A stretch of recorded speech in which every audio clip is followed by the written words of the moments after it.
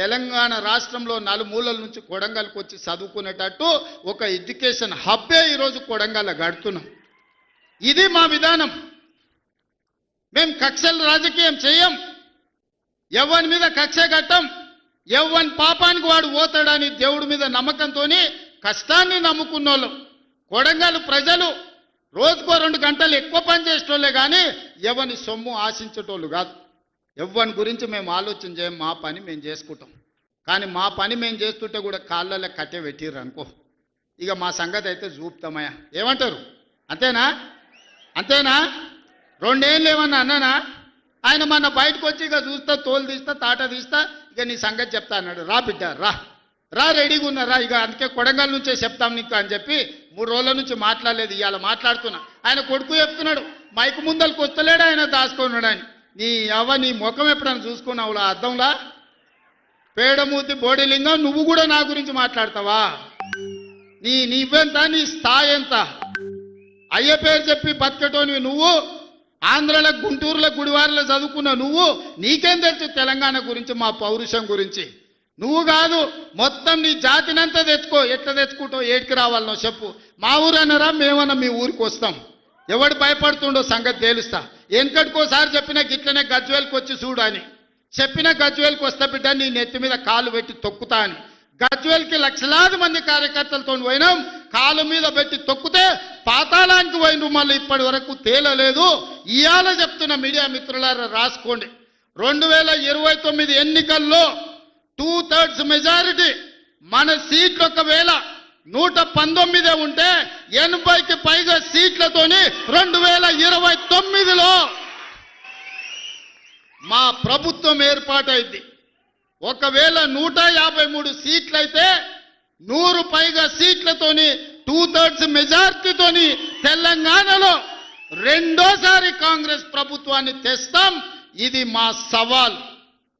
చంద్రశేఖరరావు గారు, తారక రామారావు గారు, హరీష్ రావు గారు, దయాకర్ రావు గారు, ఇట్లా చెప్పుకుంటూ పోతే వినోదరావు గారు, కుక్కట్పల్లి కృష్ణారావు గారు, రాసి పెట్టుకో.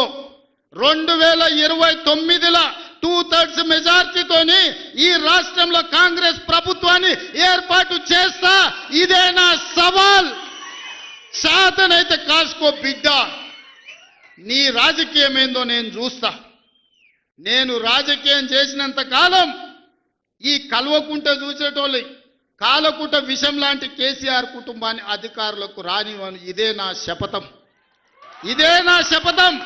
కొడంగల్ బిడ్డగా ఈ గడ్డ మీద నుంచి నేను శపథం చేస్తున్నా. నేను రాజకీయాలలో ఉన్నంతసేపు రాబోయే ఎన్నికల్లో కేసీఆర్ కుటుంబానికి అధికారం అనేది ఇక కళ. బీఆర్ఎస్ పార్టీ, కేసీఆర్ చరిత్ర గతమే. మీ పార్టీకి మీకు భవిష్యత్తు లేదు. ఎవడైనా చర్చించుకుంటే పొద్దుపోయినప్పుడు మాట్లాడుకోవడానికి పనికొచ్చే చరిత్రనే తప్ప భవిష్యత్తు తెలంగాణ రాష్ట్రానికి నీ తరఫున ఒరిగేది ఏమీ లేదు. బీఆర్ఎస్ కేసీఆర్ గతమే, తెలంగాణ భవిష్యత్తు కాంగ్రెస్. మీ గత చరిత్రతోని ఈడ ఒరిగేదేం లేదు. వెనకటికేవడో అన్నాడంట, మా తాతలు నేతులు దాగినరు, మీరు వచ్చి మా మూతులు నాకండి అని. అట్లా ఉన్నది. నిన్ను అసెంబ్లీలో ఓడగొట్టినాం, పార్లమెంట్లో గుండు సున్ని ఇచ్చినాం, మన కంటోన్మెంట్లో బండకేసి కొట్టినాం, మొన్న జరిగిన జూబ్లీహిల్స్లో బోడబండలో బండ కింద వాతి పెట్టినాం. నిన్నగాక మొన్న జరిగిన సర్పంచులల్లా 12,726లో 8,335 సర్పంచులను గెలిపించుకున్నాం. సిగ్గు లేదు, ఇన్నిసార్లు ఓడగొట్టినా ఇంకా సిగ్గు లేకుండా బయటకు వచ్చి కింద పడ్డ పైకాలు నాదే అని వెనకటికి ఓడో అన్నాడట. ఇట్లాంటి ఊకదంపుడు ఉపన్యాసాలు, పొంకనాలు వెనకడికి ఓడో పొంకనాల పోషగాడు చెప్పినట. నాకున్నాయి 3 ఏళ్ళే కానీ 36 దొడ్లు ఉన్నాయని చెప్పినట.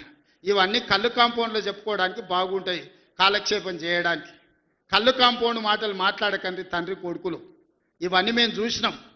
శాతనైతే రాండి, ఏందో చెప్పు, దాని ప్రకారం చేద్దాం.